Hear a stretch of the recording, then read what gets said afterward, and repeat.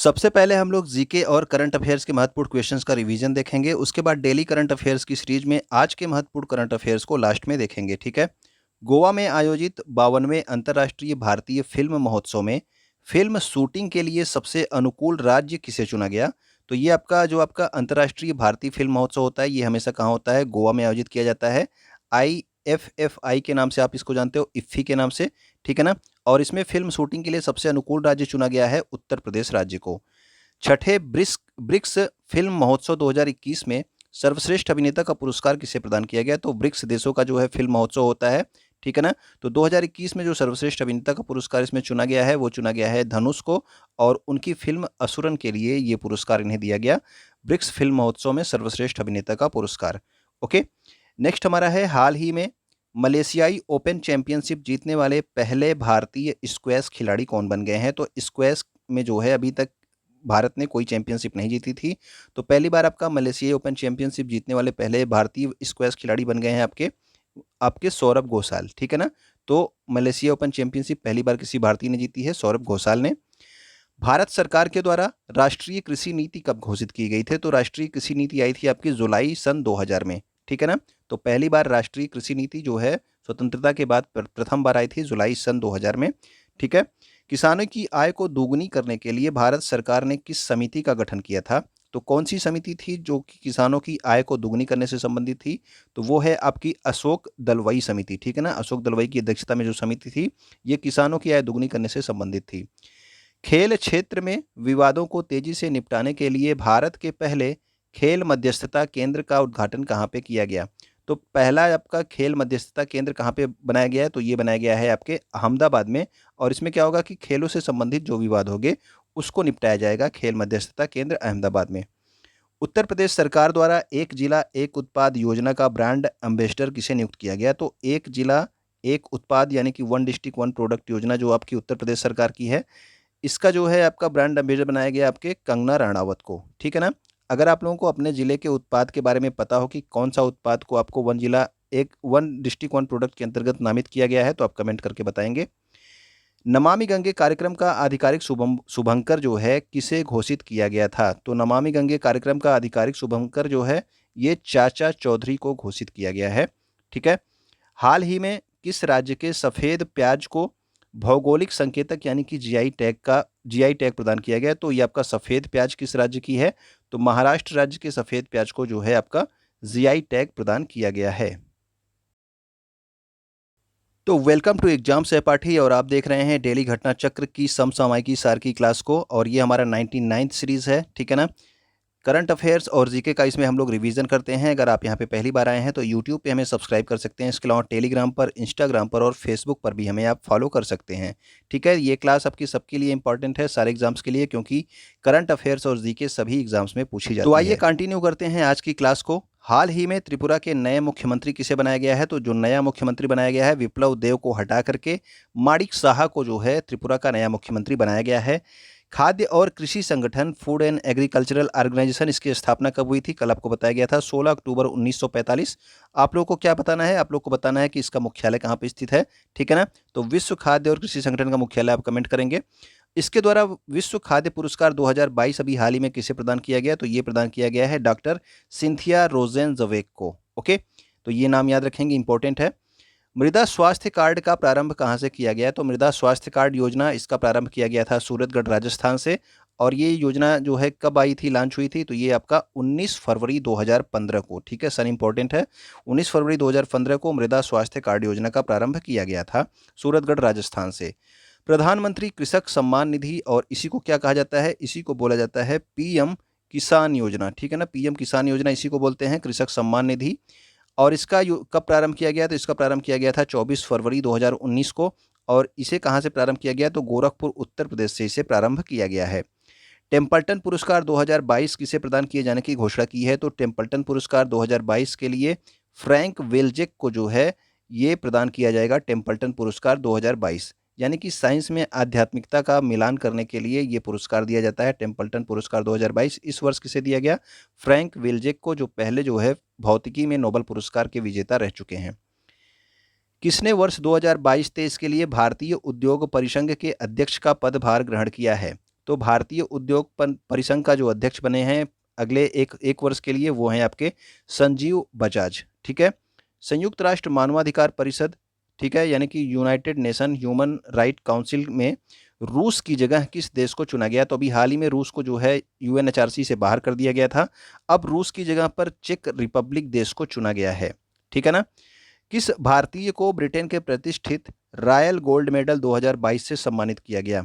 तो ब्रिटेन का प्रतिष्ठित रॉयल गोल्ड मेडल 2022 से सम्मानित किया गया है बालकृष्ण दोषी को। और ये जो आपका ब्रिटेन का सम्मान है, ठीक है, रॉयल गोल्ड मेडल, और इन्हें जो है यानी कि बालकृष्ण दोषी को सन 2020 में पद्म भूषण भी प्रदान किया जा चुका है भारत सरकार की ओर से। आंसुओं का द्वार किस जल संधि को कहा जाता है? तो जो आपका बाब अल मंदेव जल संधि है, इसको कहा जाता है आपका आंसुओं का द्वार। ठीक है ना। हार्मुज जल संधि किन दो जल भागों को जोड़ती है? तो जो हार्मुज की जल संधि है ये फारस की खाड़ी को ओमान सागर से जोड़ती है। ठीक है। तो हार्मुज जल संधि इंपॉर्टेंट है, फारस की खाड़ी को ओमान सागर से जोड़ती है। भारत की पहली आदिवासी स्वास्थ्य वेधशाला ट्राई हेल्थ ऑब्जर्वेटरी की बात हो रही है, ट्राई हॉब इसका नाम है शार्ट में। इसकी स्थापना की घोषणा जो है किस राज्य सरकार के द्वारा की गई है? तो ये आपका भुवनेश्वर में स्थापित किए जाने की घोषणा की है किसने? उड़ीसा सरकार ने। ठीक है ना।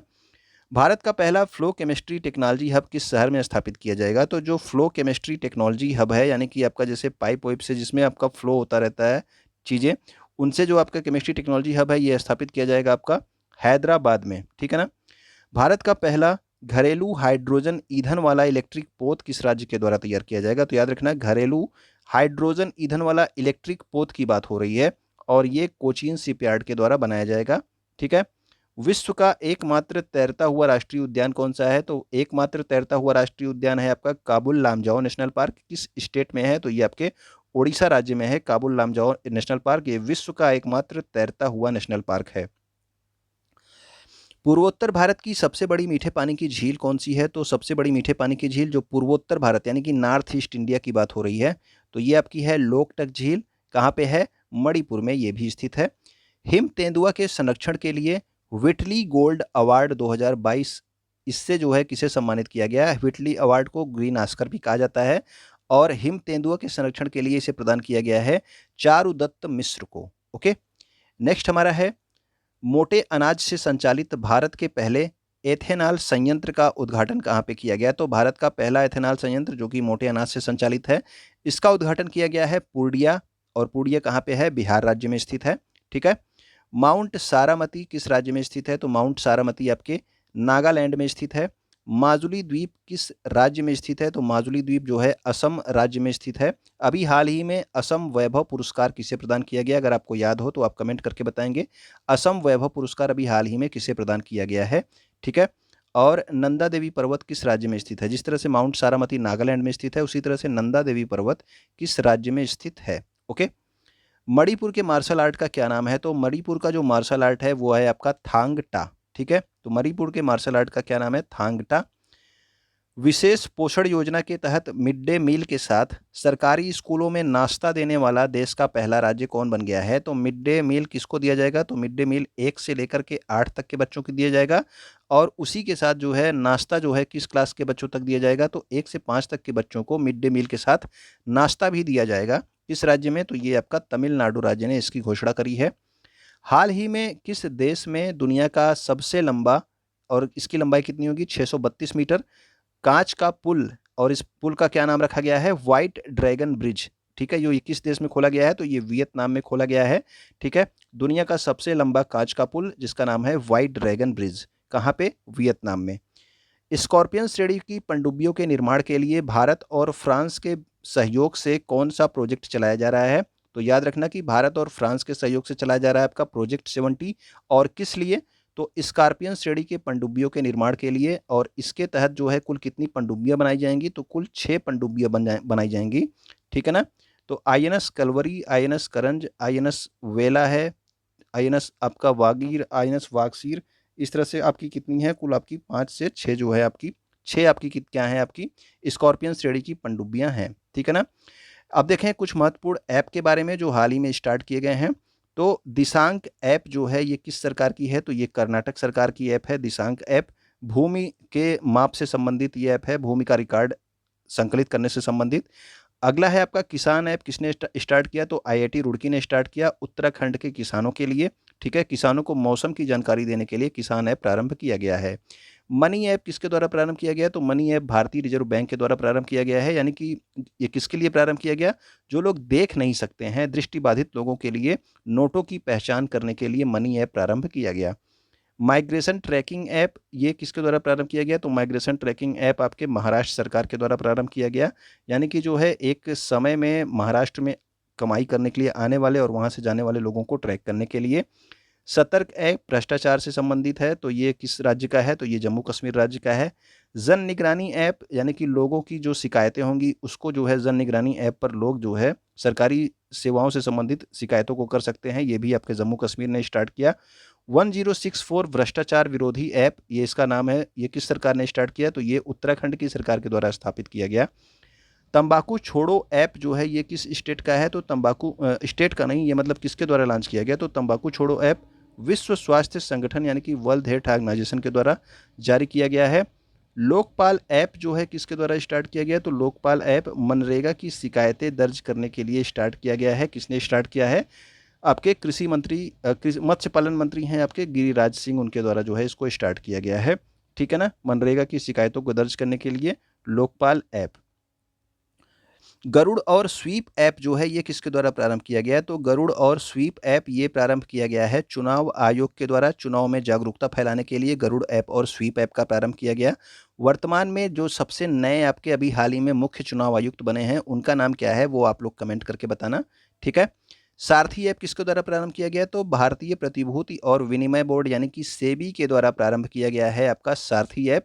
इनमें जो है निवेश से संबंधित जागरूकता फैलाने के लिए ये सारथी ऐप प्रारंभ किया गया। सेबी की वर्तमान में प्रथम महिला अध्यक्ष कौन बनी है, ये आप लोग कमेंट करके बताएंगे। वाई ब्रेक ऐप आयुष मंत्रालय के द्वारा प्रारंभ किया गया। ठीक है, अब वाई ब्रेक ऐप योगा प्राणायाम से संबंधित है, ये आयुष मंत्रालय के द्वारा प्रारंभ किया गया और वर्तमान में जो आयुष मंत्री हैं उनका नाम क्या है, सर्बानंद सोनोवाल। इसके अलावा इनके पास जहाज रानी मंत्रालय भी है। डिजिटल संसद ऐप जो है किसके द्वारा प्रारंभ किया गया है, तो लोकसभा सचिवालय के द्वारा डिजिटल संसद ऐप जो है प्रारंभ किया गया है लोकसभा सचिवालय के द्वारा। अगर मैं आपसे पूछूं कि वर्तमान में कौन से नंबर की जो है लोकसभा जो है चल रही है, तो आप लोग कमेंट करके बताना कि वर्तमान में किस नंबर की लोकसभा चुनी गई है, तो वो कौन से नंबर की लोकसभा है। ठीक है ना, अब अगला देखते हैं। मई 2022 में भारतीय रिजर्व बैंक ने रेपो रेट 0.4% बढ़ाकर कितने प्रतिशत कर दिया है, तो रेपो रेट जो है अभी वर्तमान में कितनी है, ये एग्जाम में डायरेक्ट आपसे पूछा जाता है परसेंटेज, तो याद रखेंगे कि मई 2022 में जो है रेपो रेट बढ़ाकर 4.40% कर दिया गया है। जेल में जो बंद कैदी हैं उनको 50,000 रुपये तक का पर्सनल लोन उपलब्ध कराने के लिए किस राज्य सरकार ने एक विशेष ऋण योजना जिसका नाम क्या रखा गया है, जीवला योजना, इसकी शुरुआत की गई है। तो यानी कि कैदियों के लिए 50,000 रुपये तक का लोन ताकि उनका घर परिवार अच्छे से रह सके। ठीक है ना, तो ये किस राज्य के द्वारा प्रारंभ किया गया है, तो ये आपके महाराष्ट्र सरकार के द्वारा जीवला योजना प्रारंभ की गई है। अब कुछ महत्वपूर्ण दिवस है यहाँ पे, इसको देख लेते हैं। विश्व कृषि पर्यटन दिवस कब मनाया जाता है, तो ये मनाया जाता है 16 मई को। जैव विविधता दिवस कब होता है, तो ये होता है आपका 22 मई को। तंबाकू निषेध दिवस कब होता है, तो ये होता है 31 मई को। और विश्व मृदा दिवस प्रत्येक वर्ष कब मनाया जाता है, तो ये 5 दिसंबर को मनाया जाता है। और इसी से संबंधित अगर मैं पूछ लूँ कि किसान दिवस, राष्ट्रीय किसान दिवस कब मनाया जाता है, तो आप लोग कमेंट करके बताना कि राष्ट्रीय किसान दिवस कब मनाया जाता है। ओके, तो आइए अब देखते हैं 17 मई 2022 के महत्वपूर्ण करंट अफेयर्स को। ठीक है ना, तो शेख मोहम्मद बिन जायद अल नाहयान ये किस देश के राष्ट्रपति चुने गए हैं, तो अभी हाल ही में जो है यूएई के राष्ट्रपति जो थे उनकी जो है मृत्यु हो गई, तो उनकी जगह पे अब आपके शेख मोहम्मद बिन जायद अल नाहयान को संयुक्त अरब अमीरात यानी कि यूएई का जो है राष्ट्रपति चुना गया है। ठीक है, भारतीय सेना ने पूर्वोत्तर भारत के किस राज्य में आर्थिक रूप से कमजोर और वंचित क्षेत्र के बच्चों के लिए आवासीय कोचिंग सेंटर शुरू किया है, तो आवासीय कोचिंग सेंटर किसके द्वारा प्रारंभ किया गया, तो ये प्रारंभ किया गया है भारतीय सेना के द्वारा। और किस राज्य में, तो ये मणिपुर राज्य में स्टार्ट किया गया। याद रखना कि भारतीय सेना ने इसे प्रारंभ किया है। ठीक है ना, मझगांव डॉकयार्ड लिमिटेड के द्वारा निर्मित भारतीय नौसेना के स्वदेशी युद्धपोत आईएनएस सूरत और आईएनएस उदयगिरी। तो याद रखना कि ये दो जो है स्वदेशी युद्धपोत बनाए गए किसके द्वारा, मझगांव डॉकयार्ड लिमिटेड के द्वारा बनाए गए हैं, आईएनएस सूरत और आईएनएस उदयगिरी। इसका लोकार्पण किसके द्वारा किया गया, तो इनका लोकार्पण किया गया रक्षा मंत्री राजनाथ सिंह के द्वारा। इसके अलावा जो है आईएनएस सूरत का निर्माण किस प्रोजेक्ट के तहत किया गया, याद रखेंगे प्रोजेक्ट 15B के तहत। और आईएनएस उदयगिरी का जो है निर्माण किस प्रोजेक्ट के तहत किया गया, तो इसका निर्माण प्रोजेक्ट 17A के तहत किया गया, ठीक है ना। मझगांव डॉकयार्ड लिमिटेड ने इसका निर्माण किया है आईएनएस सूरत और आईएनएस उदयगिरी का। 16 मई 2022 को प्रधानमंत्री नरेंद्र मोदी ने कहां पर बौद्ध संस्कृति एवं विरासत केंद्र का शिलान्यास किया है, तो बौद्ध संस्कृति एवं विरासत केंद्र का शिलान्यास किया गया है लुम्बिनी नेपाल में, ठीक है। प्रधानमंत्री नरेंद्र मोदी के द्वारा बुद्ध के जन्मोत्सव पर, ठीक है, बुद्ध पूर्णिमा के दिन बौद्ध संस्कृति एवं विरासत केंद्र का उद्घाटन कहाँ पे किया गया, तो ये आपके उद्घाटन नहीं शिलान्यास किया गया है आपका लुम्बिनी नेपाल में। दुनिया का सबसे लंबा पैदल यात्री सस्पेंशन पुल स्काई ब्रिज 721, ये इसका नाम है, यानी कि जो आपका पैदल यात्री सस्पेंशन पुल है दुनिया का सबसे लंबा, ये आपका इसका नाम है स्काई ब्रिज 721 और ये 721 मीटर लंबा है, ठीक है। ये किस देश में खोला गया, तो ये चेक रिपब्लिक देश में खोला गया, ठीक है। अभी आपको बताया गया था कि चेक रिपब्लिक को UNHRC में जो है शामिल किया गया है रूस की जगह पे, ठीक है। मई 2022 में इसरो ने किस मिशन के लिए human rated solid rocket booster HS-200 का सफल स्थैतिक परीक्षण किया है, तो ये human rated solid rocket booster का परीक्षण किसके लिए किया गया, तो गगनयान के लिए। गगनयान आपका प्रथम मानव युक्त अंतरिक्ष मिशन है इसरो का, ठीक है ना, ये भी याद रखेंगे। फोर्ब्स द्वारा जारी सर्वाधिक कमाई करने वाले एथलीट 2022 की सूची में शीर्ष स्थान पे कौन है, तो 2022 में ये जारी की गई आपका फोर्ब्स ने सर्वाधिक कमाई करने वाले एथलीट की लिस्ट में सबसे ऊपर हैं आपके लियोनेल मेसी, जो कि किस देश से संबंधित हैं, तो ये आपके अर्जेंटीना से संबंधित हैं। पोप फ्रांसिस के द्वारा संत का दर्जा पाने वाले प्रथम सामान्य भारतीय व्यक्ति कौन है, तो वो हैं आपके देव सहायम पिल्लई, ठीक है। तो उम्मीद करता हूँ कि ये सारी चीज़ें आपको समझ में आई होंगी। अगर आपको अच्छा लगा हो तो आप वीडियो को लाइक कर देंगे, वीडियो को शेयर कर देंगे अपने उन दोस्तों तक जो किसी भी एग्ज़ाम की तैयारी कर रहे हो। वीडियो को देखने के लिए आपका बहुत बहुत धन्यवाद।